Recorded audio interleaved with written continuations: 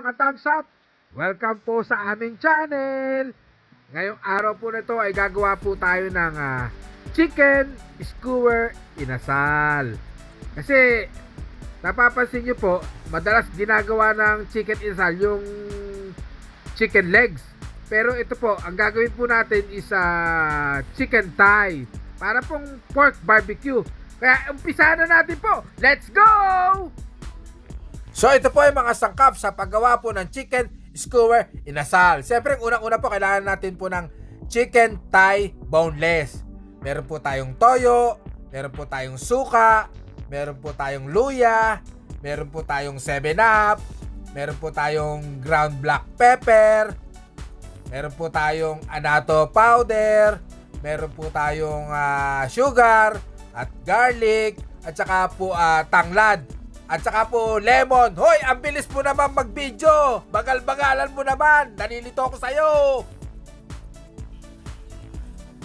Hoy, yan po. Sa isang bowl, kailangan po natin mag-marinate. Meron po tayong 1 cup of toyo. At meron po tayong half cup of vinegar. Binagalan mo naman. Kanina, ang bilis-bilis po. Ngayon, napakabagal mo. At meron po tayong half cup of sugar. At saka, ang bagal mo naman. O, meron tayong luya. Yan, dinigdig na po natin yung luya na yan. At saka, meron po tayong tanglad. Dinig na rin po natin yan. Bilisan mo naman. Kanina, ang bilis mo. Ngayon, ang bagal mo. Meron po tayo ngayong garlic. Yan. Isang buong garlic po yan. At saka po, taktakan po natin siya ng paminta. Ayan.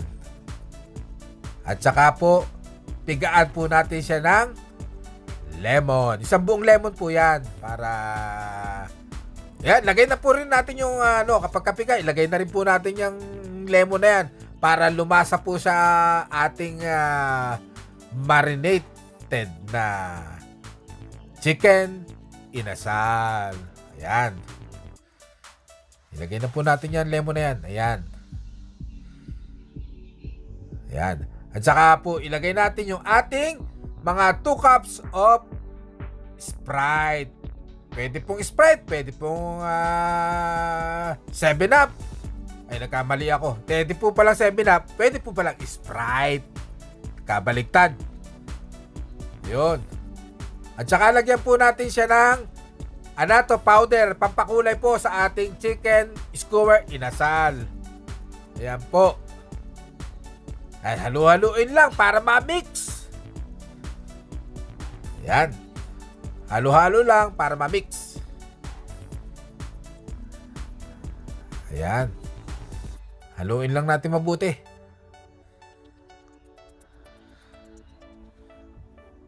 Ayun, thumbs up na.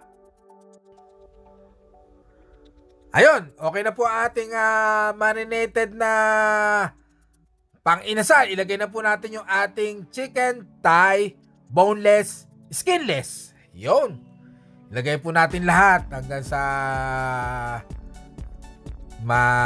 marinate na po ang ating lahat na chicken thigh skinless, boneless. Daming less, puro less.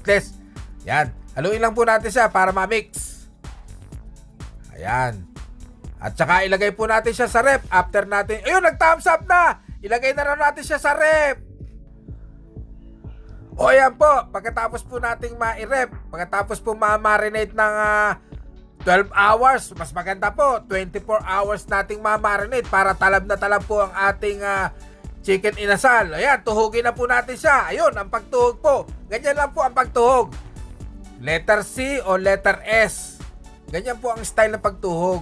Kasi pagkatuhog lang tayo ng tuhog basta, ano po yan, magalaw po yan. Gagalaw po yan sa ating inihaw. Kaya kailangan po, letter C o letter S yung pagtuhog po natin. Ganyan po ang style technique ng pagtuhog po ng ating chicken inasal skewer. Ayun, kita mo, ang ganda po ng ating pagtuhog, oh. Ang ganda. Ayan, oh. Isa pa, oh. Ayan, oh. letter C, o letter S. Kita nyo po, ang ganda po ng ating pagtuhog. Oh, di ba?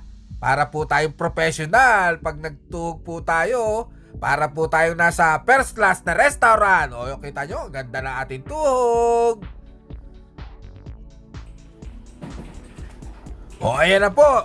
Naituhog na po natin lahat. Kita nyo po, ang ganda ng ating pagkatuhog.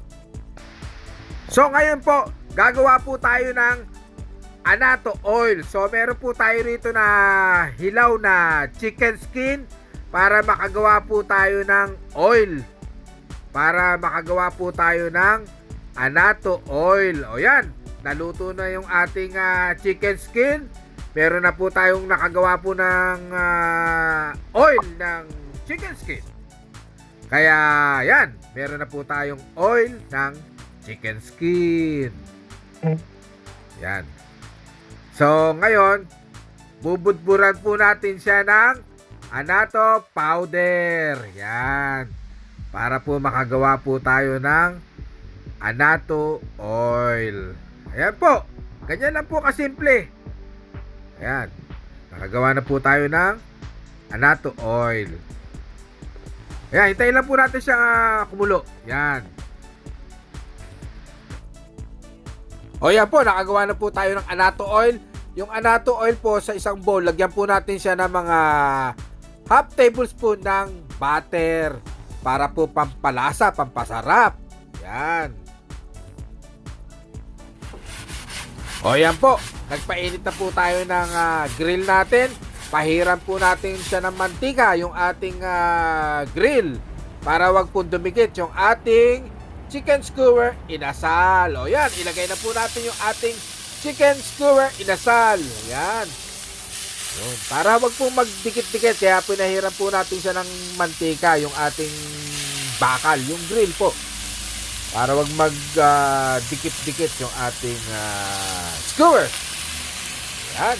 Kita po, ang ganda nyo. Ang usok po. Ang ganda ng ating pagkaihaw sa ating chicken skewer inasal. Yan.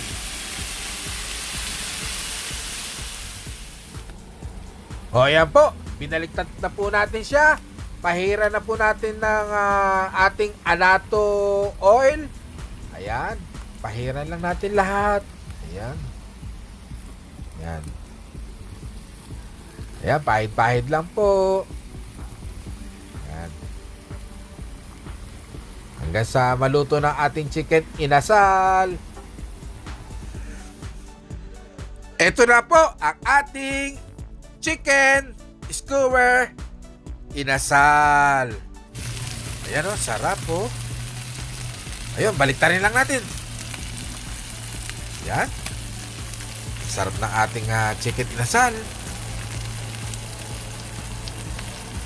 Ayun, nag-thumbs up na po. Ibig sabihin, luto na ang ating chicken inasal. O, ito na po ang ating chicken skewer inasal. Ayan na po ang ating inasal. Ayan, sarap po. Ayan na po. Meron po tayo ritong sausawan. Meron po tayong toyo, kalamansi, lemon, or sili. At saka meron po tayong only rice. Akala nyo, kayo lang kami only rice ha. Meron po kami ritong only rice sa kaldero. Oh, ano to?